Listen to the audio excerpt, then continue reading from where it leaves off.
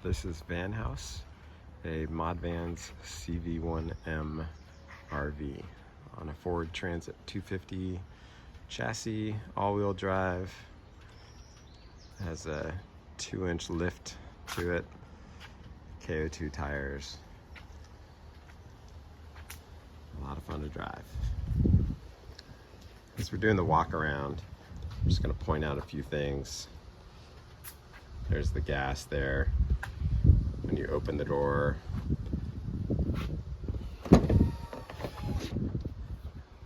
to fill it up, you have to make sure that you close it before the door is closed again. If the door is closed, that won't shut. And there is the power lift ramp, the step there, power step. On the driver's side of the van, there is the propane. And this is the shore power right here. If you do need shore power, VanHaus does have solar panels and 504 amp battery, so it can be off the grid for a while. This right here is the exhaust for the heater. There's a propane heater. As we're walking around, see the back of the van has the tire with the ladder. There's no need to go up top. There's the solar panels up there and the cell booster. We'll talk more about the cell booster later, but the cell booster does not need to be adjusted from the position that it's in. Currently the pop top is down. There's the cargo space right here that we'll put the power cables in, hose, filter, usually throw some firewood in there and some other stuff. The keys to the locks are on the key ring.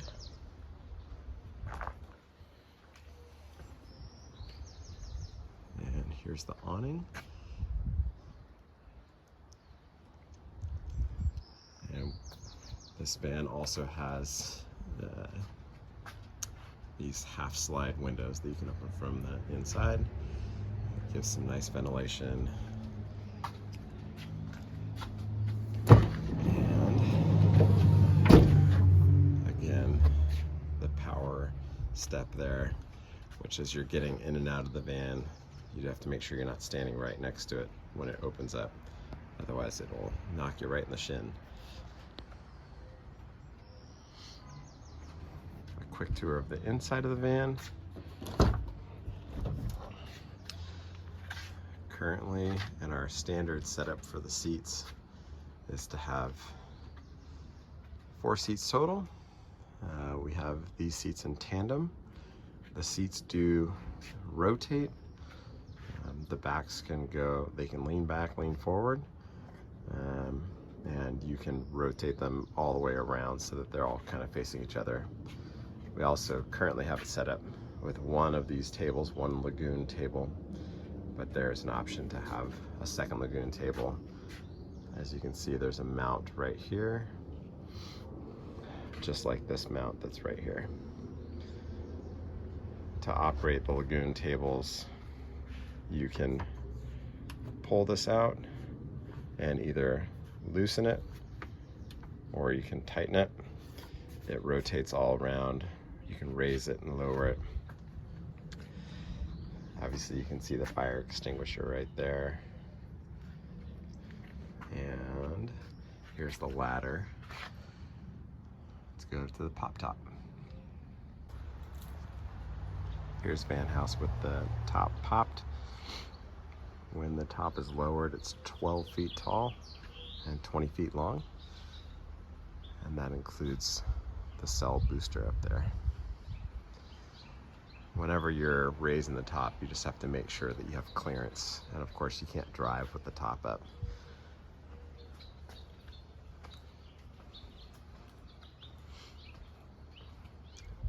So going inside, we'll usually have the ladder actually up top here while we're driving.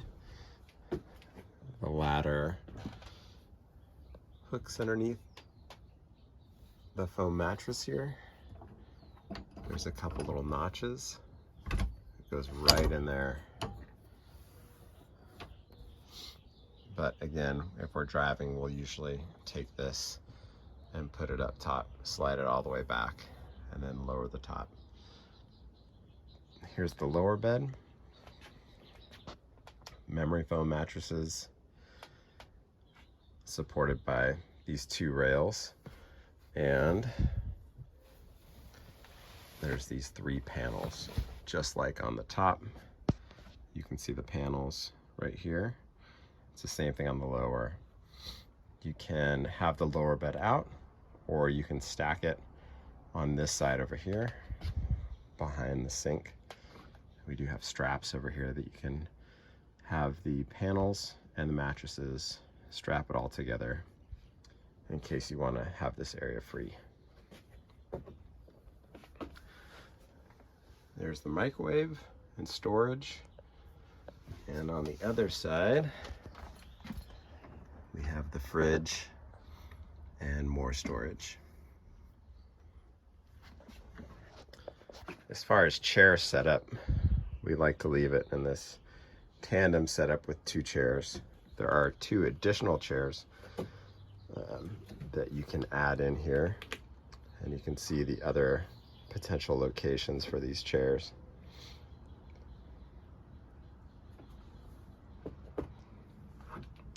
So now going over to the control panel,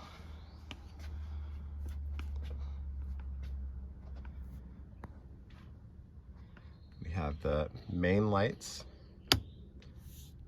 These are LED lights that go around, and then bed lights that are controlled by these switches here. The lights for upstairs, the top part, are controlled also by these. There are no switches up top.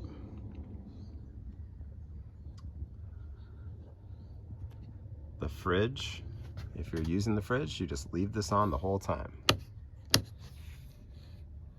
LP gas, water pump, toilet, water heater, and then the pop top. With LP gas, you have to think if you're using anything that requires heat, heating the water or heating the van itself, besides using the Ford Transit heater, you have to turn on LP gas. So LP gas should be used whenever you're using the water heater or you're using the heater for the van. This is the propane heater. The water pump, VanHaus has the capability of storing 35 gallons of water. There's a 25-gallon water reservoir with access in this storage unit. And there is a 10-gallon water reservoir with access underneath this cushion over here.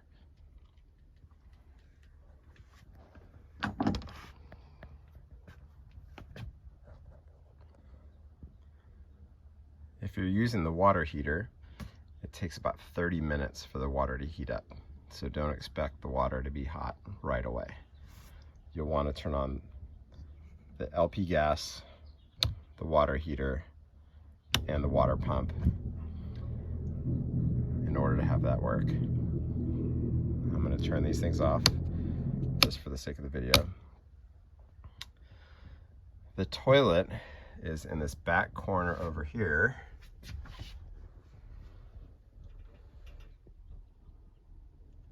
It is a dry toilet, and we like to describe as a diaper genie toilet for those of you that had kids or have kids and have used a diaper genie. So the toilet you can use at your discretion. We like you to use it as a emergency only, just because it's not an extremely private toilet. With the pop top here for the top part, you have to hold it down all the way. It doesn't automatically go up or down. This is for the inverter. So anything that requires power from the outlets here, you have to turn on the inverter. That's the same thing for the microwave, not the fridge. For the fridge, all you do is you just flip the fridge switch right here and just leave that on. But if you're using the microwave or any of the outlets, then you have to turn on the inverter. To turn on the inverter,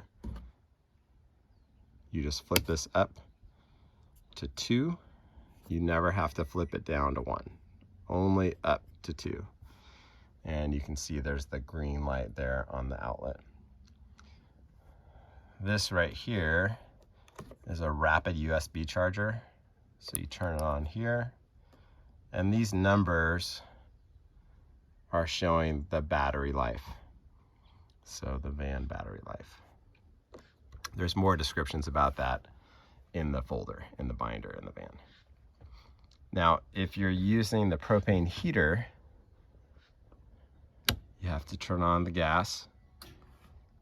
And then over here, you push this once, and you push it again. Now you just rotate the little knob to whatever temperature you want, then push it again, and again, and then you're good to go. The heater has a vent behind this chair there, and there's another one someplace that I don't remember where it is. This right here on the ground is the air intake. So it's important that if you have the heater on, this is not covered. To turn it off, you just turn this all the way back down to off, push the button, and you're good to go. If you're not using any other heater, then turn off the gas. If you're using the inverter and you see this is on, but there is no green light here, none of the power works, most likely what it is a tripped breaker. Now, on the lower area here, this is the driver's side. It's kind of hard to see, but right here is the battery on off. If the van is going to be in a period of storage, then the battery should be off. But most likely you'll just have the battery on. Right here is the one breaker. So if none of the power is working for the outlets, just check to make sure this is on. The other things we have here, there's a carbon monoxide detector. This is the cell booster. So you have to turn this on if you want to use a cell booster. And then there is a water line electric heater down here. So if you're going to be in an area where the temperature is below freezing or below, just leave that on just in case. For the cell booster, after you turn on that switch, this is the antenna for the cell booster. So you would just want to be close to this if you're trying to extend your cell range. This is the Garmin GPS unit that's included with the van. With the 2-inch lift and the oversized tires, the speedometer is off by about 10%. So whatever reading the speedometer on the Ford tells you, you're actually going about 10% faster. So you have to use this to show what your speed is. The awning controls are just above the sliding door. These are for the lights. There are lights on the awning. And then to extend and retract, you have to make sure this is on if you want to extend or retract the awning. When the awning's not in use, if it's fully retracted, make sure this is off, otherwise it can burn out the motor. The awning also has a wind sensor on it, so if it is windy, the awning will automatically retract as long as the awning is extended, it's windy, and this is on. All right, I'm going to show you about opening up the back doors for the van. You have to reach behind this cargo box right here and give it a little pull. The door is pretty heavy, so be careful. And you can see our beautiful makeshift toilet holder. And there is the toilet, or as my youngest daughter calls it, the tiny toilet. Here's the shower. This is an outdoor shower. And to open the other door, you just grab this lever and pull that open. This is a shower curtain here, and there's another shower curtain there. So the way it's designed, if you wanted to shower, you can connect this curtain to the side of this door here, and then that curtain up there drapes across up to there and protects the inside of the van from getting wet. Here's the back storage unit. And this is the water compartment, the 25-gallon water compartment. So you just have to unscrew that if you're filling up the water.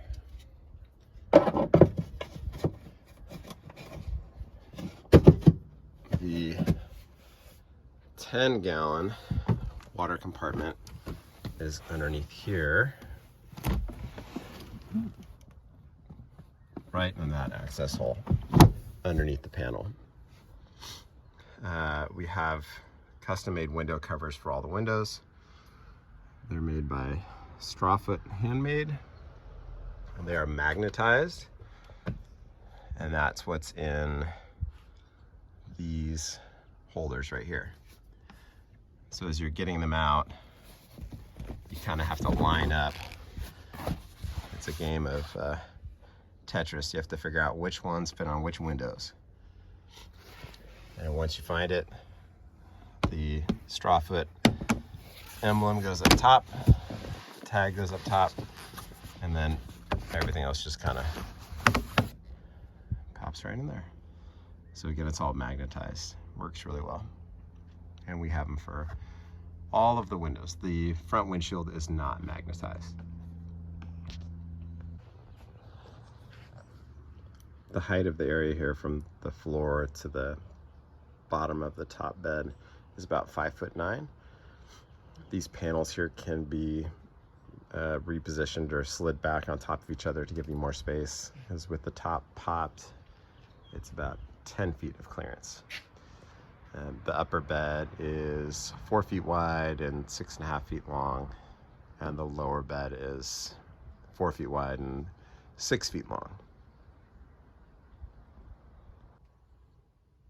Here's the single burner induction stove included with the rental, and we also include a special pan that you can use, or a pot depending on what your preference is, to use with the induction stove. With the toilet, the dry flush toilet, or again the tiny toilet, this is the liner that's in there. We provide a fresh liner for anybody that wants to have the toilet added on. If for some reason, when you're flushing the toilet, as you flush the toilet here, this will raise the waste up and spin it around. Sometimes it doesn't engage and nothing gets wrapped up. So what should happen is you flush the toilet and the waste is balled up within this metallic foil. If that doesn't happen, usually what it is bottom hexagonal piece isn't lined up with the hexagonal container there. And so it's just not grabbing onto it as you're trying to flush. The other thing is, if there's no power to it, you're noticing that you're trying to flush and nothing is happening. It may have come disconnected from the power source, which is back here.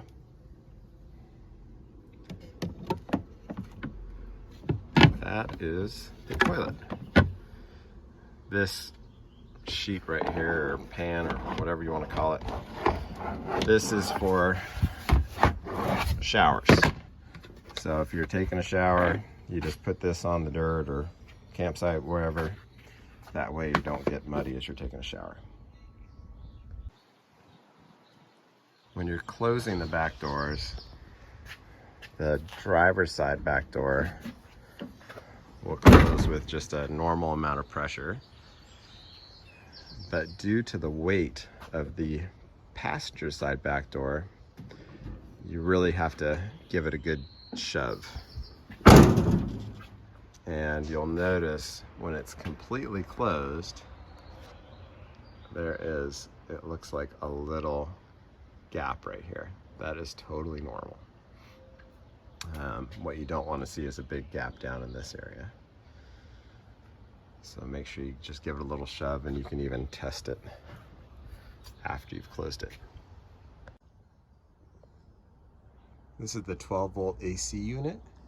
You can control the AC unit from either here on the control panel, or there is a remote that you can use as well.